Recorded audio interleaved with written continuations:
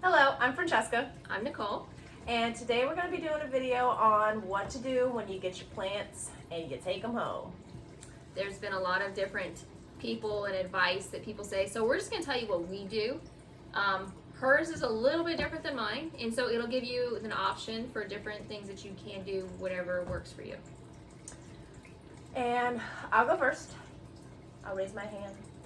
And first, I got this brandy, and I'm not very sure on what's all going on with it. I've inspected it. I don't see anything. Well, there's some damage, but I don't see anything really on the underside. It doesn't look like it has any fungal issues. But what I personally like to use is a mixture between some sulfur, and this is a wettable sulfur personally, or preferably a lot of people like to sprinkle this on their plant, but I see that it makes a mess. So I mix it in with some of this permethrin mix, and this is more of a chemical base. She has a little bit more of an organic base if you have pets or kids or anything. And I mix about a teaspoon of this stuff, and then about half a teaspoon of this stuff, because this little goes a long ways. And it is a livestock. It's pet friendly, food friendly, and livestock friendly. They used to use it, farmers used to use it for their livestock on flea and tick control. But I'll mix a little bit into a gallon size bucket, and then I'll fill up a spray bottle, and then I just spray away. And I do like to wipe down the leaves as well, make sure that I get off any of the dirt and grime and everything. And I'll demonstrate that for you. Well, while you're doing that, since you're the expert and you're such an expert, I'm going to ask the questions that first went through my mind. So you said it doesn't look like there's any fungal issues. What would fungal issues look like to you? So, to me personally, what I like to look for and what commonly goes around in like the tropical plants, fungal wise, is a powdery mildew, and that's more of that like that white spot. Of course, it looks literally like mildews growing on some mold, and also rust. Rust is a big one that a lot of your tropical plants are prone to, and the rust spot, it's like it looks like an amber brown kind of powder that accumulates, and it does leave like a really bad damage. And then once you wipe it off, it'll leave some damage where it looks like it's got either scorched by the sun, or it looks like an old rust spot, which is why they call it rust. But I look for that, and that's really the only. And then of course mosaic virus, but that's a whole nother story. And I haven't had any issues with mosaic virus personally. I find that is more of a common issue in imports. But like I said, I haven't run into any issues. Have you? With mosaic? No. Yeah, I had one issue where I had a Birkin that had a rust problem, and I threw it away. I got rid of it. I ended up getting rid of it, but I systemicked it. I don't have any systemic on me. You do. You did some systemic granule on it, and then and that's another step that I like to do is after I water it in, get it home, I will systemic as well. But I'm just going through and wiping off all the leaves, making sure I'm getting all the undersides. And why is that important? Because any kind of eggs or any mites that are really could be left on the plant or is on the plant, you want to get that all up so that they can't hatch and keep on living. And it's also a pre-treatment because some of this is contact. So if anything were to like say land on it, even if you're walking from your car to your house, you have no idea how tiny some of these things are. And when you get inside and you're doing this, it's sort of pre-treating it, and it's also cleaning the pores of the plant so that way it can respirate properly and photosynthesize properly as well.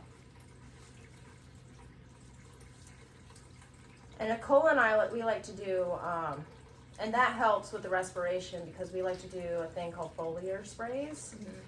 And with that, the respiration process really, really matters because they do take in their nutrients through their pores through the back, their stomatas. Well, yeah, I think I got majority of it, but that's about all I do. And then, of course, with this pre-treatment, I do like to spray her down with the hose so that I make sure I knock off anything that I couldn't get that are in the nooks and the crannies as well. But that's it for me. And how's your soil and your brandy? The soil itself, I will say, it's a little peaty. I can see a little bit of the salt residue, salt buildup from previous fertilization down in there. You can see in here how it's a little peaty. It's not as chunky as I prefer it to be, but since I did take it home, I will leave it the way that it is. Well, honestly, I've had this thing for what, like 2 weeks now? Mm-hmm. I've had it, and I'd say about 2 weeks later, I would give it time to, or not give it time. I will repot it, giving that it has had time to acclimate. Let's give it a check out. Roots aren't too bad. Ooh, you can see the fertilizer mixed all down in the soil as well. Mm-hmm.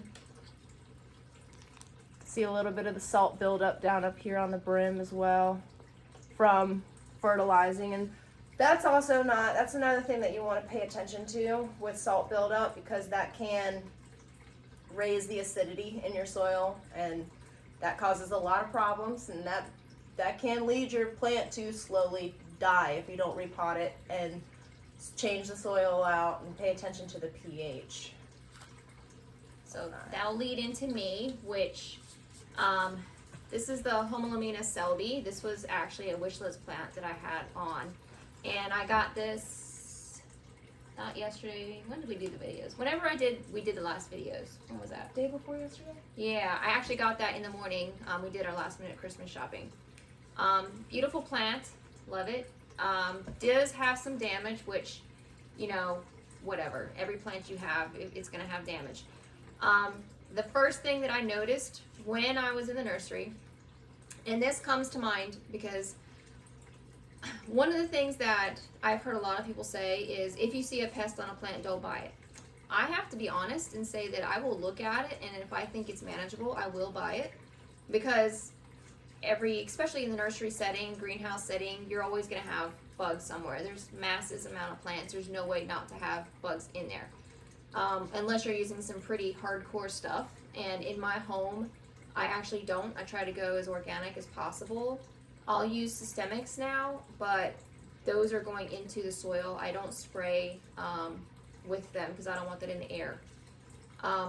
But this one, I did do a little bit of a wipe down on the stalks down here because that's where I had seen that there were some thrips, but there wasn't a lot. And I got all of them off. And it was a recent thing because you could see them moving, and usually I don't usually see thrips moving. It's usually they're pretty stationary while they're sucking up what they're gonna suck up. But so what I do is I do the same thing as her, except I'm not gonna show the brand of it. I literally just grabbed it up because I buy these when they're on clearance. But this is neem. The main purpose of this, and then it's neem. My husband hates the smell of neem, by the way. Fran's not gonna really care because she knows what it is, but same thing. Just going through. This one was really dusty. Again, it hadn't really moved, so that's why it gets that dust build up and it can't breathe properly. So just going through, quick wipe off. It doesn't have to be in depth. I've already looked at the leaves. If I was doing this, you know, and I hadn't had a chance to look at anything yet, like say I was gifted a plant, which it's Christmas time coming up, a lot of people might be gifted plants. I would just, you see that right there? Look at all that dust. I would just suggest doing this as the first thing when you bring it home, is to just wipe down your leaves. And then after I wipe the leaves, I'll go back and I'll do the stalks. And there's another issue that I had noted with this plant when I bought it. Again, I noted all of these things before I bought it. is something that's really important is once you buy a plant, you need to take the responsibility to check it over before you buy it. Or like say, because I buy stuff online, the first thing I do is I check it out as soon as I get it, and if there's any issue, I'll contact the seller. If it's like, something major, if it's, in terms of like it's root rot or something like that. And just being aware of what I'm buying. You know what I mean? Like note like what is going on with the plant. Get in there and get the stalks. And again, this is just with a solution of neem oil. And I also will use citronella sometimes just to wipe down the leaves. And that's literally like a spray bottle like hers. I actually have one at the house, and I'll put like 10 drops of neem in there. That's literally it. You don't need a whole lot. And it does smell strong. With citronella, I'll do about the same, 10 drops. And essential oils are very, very good for a lot of your preventatives, as long as you don't go too heavy with them. Because with a lot of these concentrates, like I had mentioned before, a little goes a long ways. And I say 10 drops because I use the 5 ml bottles, and so when you put it upside down and you hold it, it literally will come out as a drip. But what I had noticed about this one also was the soil. So like how Fran talked about, it had the mineral salt buildup in the top. This one had a lot of it, and I knew buying it that I was going to have to repot it when I got it home. Because, let me show you. Oh, my knees are a little older than hers. If you can see right there. Try not to spill the dirt everywhere. The white stuff that's in there, it's in the top. A lot of people, I've heard them mention, they think that's mold. Yes, you can have mold growing on the top of your soil. But if you see stuff that's white and crusty looking and it looks crystallized, that's mineral salt buildup. And when you see that at the top and you see it in good quantities, it means that, because if you look at the bottom down here, you can see all the buildup that's down there at the bottom of the pot. And that's from hard water, that's from minerals, that's from everything they were bottom watering it. Bottom watering is great, but you have to flush your soil periodically, because that's going to force those salts out. When you bottom water and you fertilize in that bottom water, it's all staying in there. Mm-hmm. And then it's going to build up, and then it all works its way up, and you start to see that crusty bit. And that means the pH is, and you can see some of the leaf burn. You can see other issues that it's starting to have, like it has a little bit, like I'll show you this right here. It's starting to have this on the new leaves. You can see that right there. Discolorations and things like that, which over time will just get worse. And that's because the potting mix is too acidic, it's having issues. You said, you mentioned the burn of the leaf. Yep. A lot of people think this is due to lack of hydration. Mm-hmm. You mentioned how the soil can affect the burn of the leaf. Why is that? Well, the soil, the pH that you bring up into the plant, number one, if the acidity of the soil is too high, in some instances if it's too low, but mainly if it's too high, the plant can't uptake the nutrients. It just isn't going to take them up, especially iron and some other things. We'll get more into it in soil when we do a soil video, but basically, if you see this, it doesn't mean water the heck out of your plant. This is actually still wet, and I haven't watered it. But people will see that, and they'll think, oh, my plant's dry, and then they'll go water it, and then you're just going to kill your plant.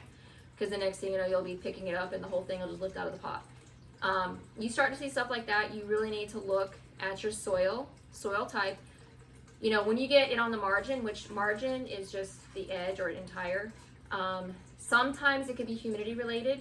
If you see it burning at the tips, which we have some right here, if you look at the tips of these leaves right here, they all starting to get browning. All of them have it, where it's all getting that browning. That's usually soil related. That usually means there's something going on in the soil and it's burning the tips of the leaves.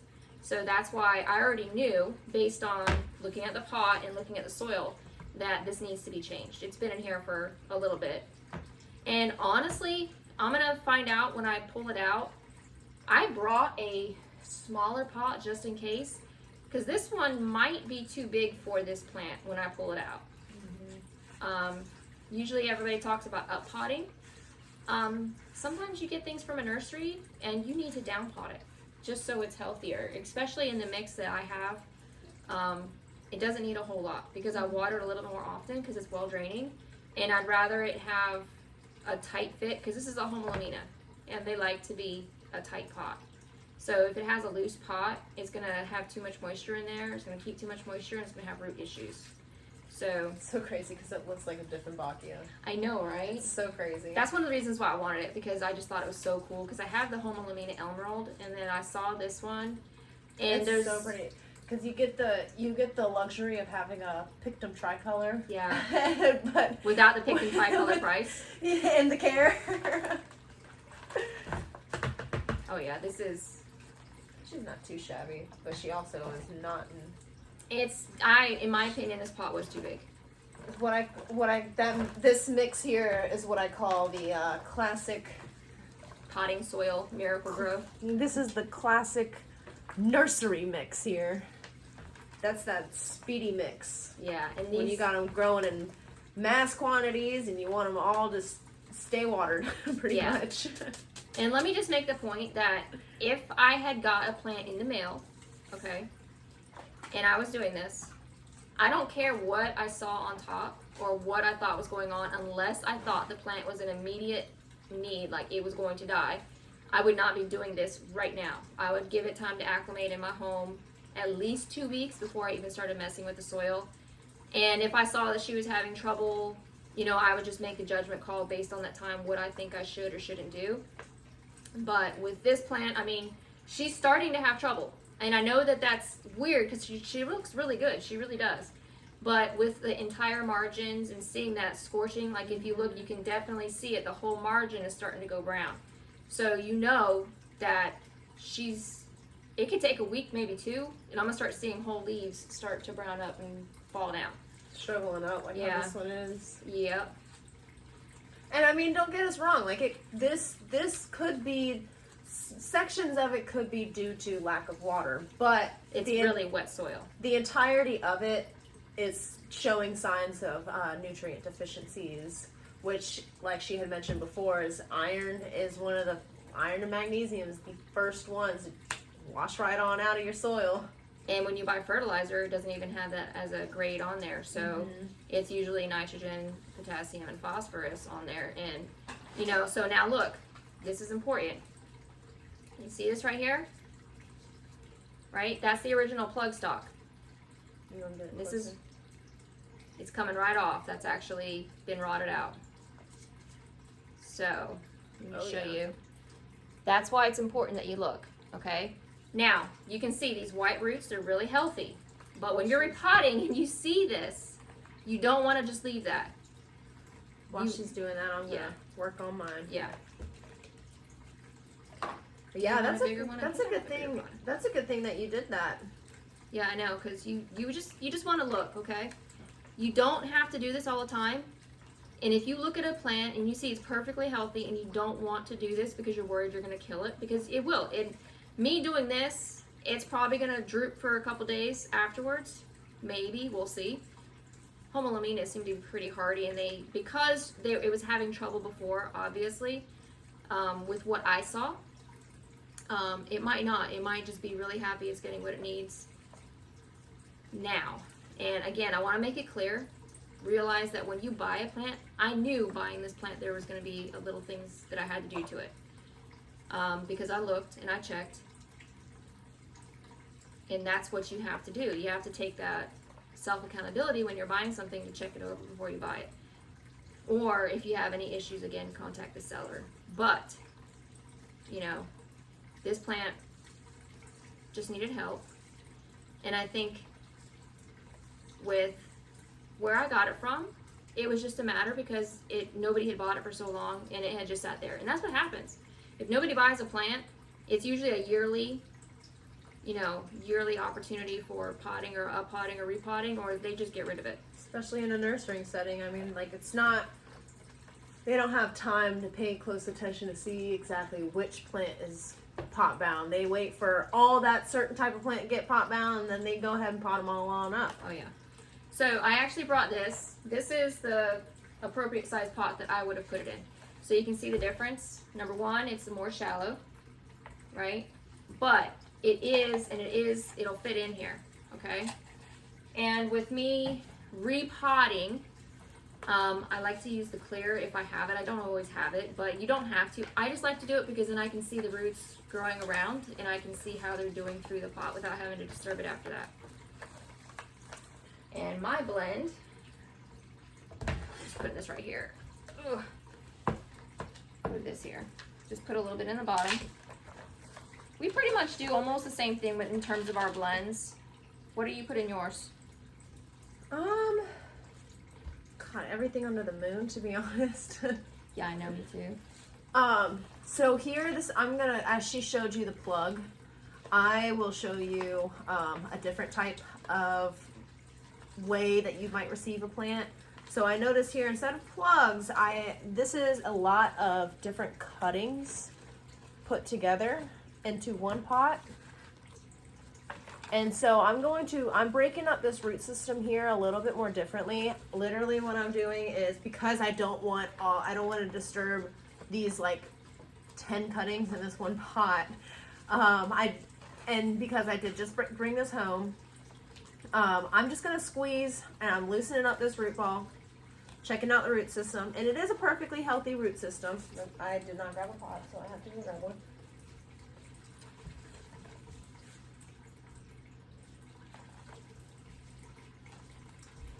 You have your terracotta over here if you want a terracotta. I have one right here too. We have pots all over our houses. Okay, sorry about that. And this is mold. No, this is I live on an island that our salt water is basically filtered tap water. So Pretty much.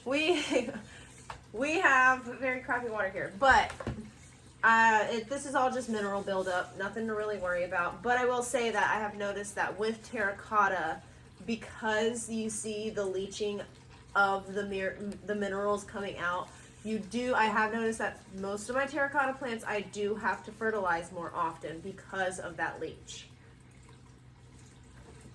Leaching is, what is the term for leaching? Leaching is basically, leaching.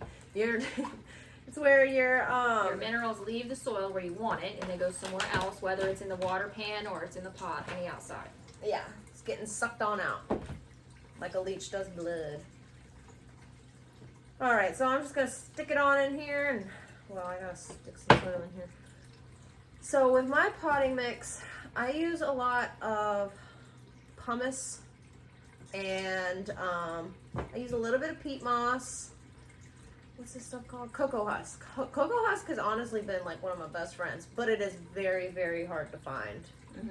I use a lot of activated charcoal because that sucks out a lot of that extra moisture that you've got in your pots as well. It helps to aerate the soil so it gets more oxygen to the roots. That's why I found cocoa husk. And a little cheaper route is bark. We found a little secret. If you go to the pet supply store, you can find them in bigger quantities. Mm-hmm. I can't say that they're cheaper, but you can get a little bit more for a little bit less. Just a little bit, because that stuff's a little bit obnoxiously overpriced right now because of inflation. But I will say this though, what I like about the pet store stuff, because I will get stuff from the pet store for like reptile cages and things like that. It's pre-treated to get rid of the tannins and the other like saponins and things that can be in the bark or anything, because if it can harm the pet, it can harm your plants. yes. So that's why I like it, because I will be the one to I'll actually watch sales on reptile bedding, because they have the coconut, they have the fir bark, they have a lot of the really good stuff that you can use as potting blends, and if I can get it on sale, why not? Yeah, because that and like she had mentioned, most of this stuff really has to be organic for it to be pet friendly. And if you're an organic grower or you just prefer organic materials in general, then going to the pet supply store for your plants, I know that sounds a little weird, but I go where I can get it cheap and I can get it you know, what I want and what I need instead of having to like I break like- it up or order it online. And I like to check out like the Tractor Supply and farmer supplies as well, because they have big quantities. I mean, we went, mind you, the fact she traveled all the way up to like what, Yeah. an hour away, and got us some big old bales of peat moss. But I tell you, what were they, like $7 a pop or something? 11. $11 a pop. But for the little tiny bag, and that's a 3 cubic, and the little tiny one, they wanted like $8 for it. Yeah, like that's just, and we got, there was probably, and it was condensed too. It was probably, It was vacuum packed. it was probably like 20 of those bags for $3 more. All right. It looks nice. And I like that white. Actually, I like it. I think I it like, makes it look like it what has they, character. What do they call it? Patinaing. Yeah, Patinas. Mm-hmm. Gives it that. It really gives it that antique kind of look to it, and I don't know, I'm a rustic kind of girl anyway, so I don't mind it. Gives it character. And this bin, by the way, I got it at Walmart. I got like the deal that was like 4 of them for like $8. Yeah, another place that I like to get a lot of my bins from, which you don't really expect to get for cheap. The other thing is Target. Not right now. Right now is not the best time to get bins from anywhere, but I know that if you go like around July, August time at Target, they've got these bins. I got this bin here for like 70 cents or something with the lid and everything. Like, it was dirt cheap. And then they have these types of bins here for like $3 or $4 or something. Well, this one is done, and if you look, you can actually see like the roots.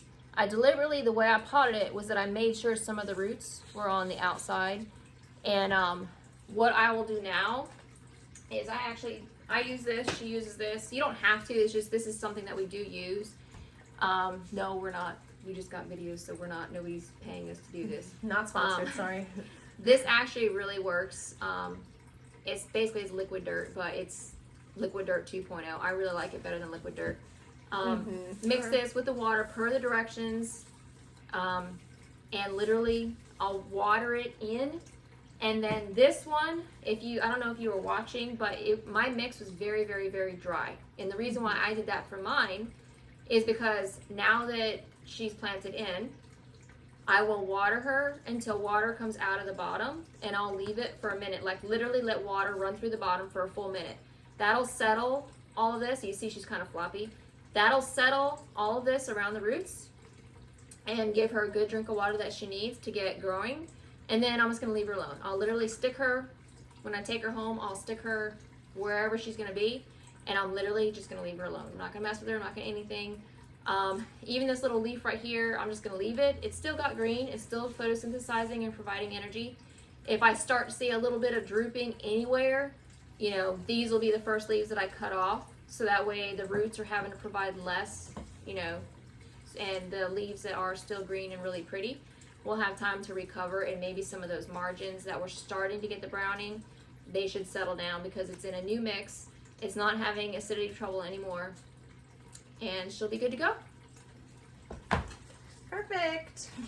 I pretty much do the same thing. I will say that when I bring it home, I have a pet peeve of my plants touching in general. So whenever I get home, I'll set this off to the side for a couple of days, and then I'll observe it. And knowing that I did do a treatment, knowing that it didn't have any pests or anything, and it has been in quarantine, well, slight quarantine for a couple weeks now since I've had it home, I will set it where she wants to be, or where I plan on putting her, and then I just keep an eye on the area. Like I said, I've got a big pet peeve of my plants touching in general, so it'll be near plants, but they won't be touching, and she'll be living her best life, just growing away. I'm more of the communal, like she'll be in my house and she'll be like shifting things once in a while. I know, I like this touching. If it was like a fern, for me, if it was a fern or something like that has like, you know, like all those dips and grooves, and I wasn't able to really get in and really look and see, I usually stick those straight on my coffee table, and then that's like the quarantine zone, because it's my eyeballs are on it all the time, versus like setting it somewhere and then I just kind of forget about it until it's time to water, and they're like, oh my god, what happened? But you know, this one, I mean, she's fine. It was just a little bit of issue. I mean, healthy, good plant, just had some issues. Was going to definitely have a lot more issues in this. Is pretty much looks like it's almost 100% moss. Like Yeah, that looks straight almost peat. 100% peat moss. It's like And spongy. What about that is not a good blend for it to be in long term. Any plant. growing wise? And I understand why growers use this, because it's when you use a nice chunky blend like we do home wise, that gives it more aeration. But they're in a hot old greenhouse. It's getting too much air. You know, they're finding ways to try to water their plants less. You know, and that goes into labor and stuff like that. But Or just what's cheaper. yeah, Honestly. and as well as it's the cheapest route, because they don't have to invest into other materials. They just like got the the charcoal, and like I've never bought anything from a grower that had charcoal in it. Oh yeah.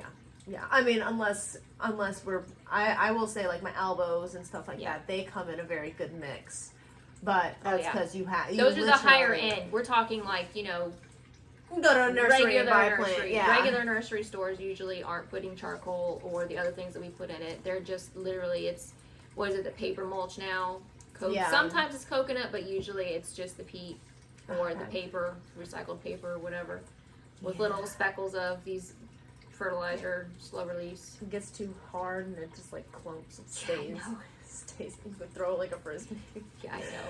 But anyways, thank you guys for watching. Again, make sure you guys check out our our Etsy, and make sure you like, subscribe, and comment. Bye. Thank you. Bye.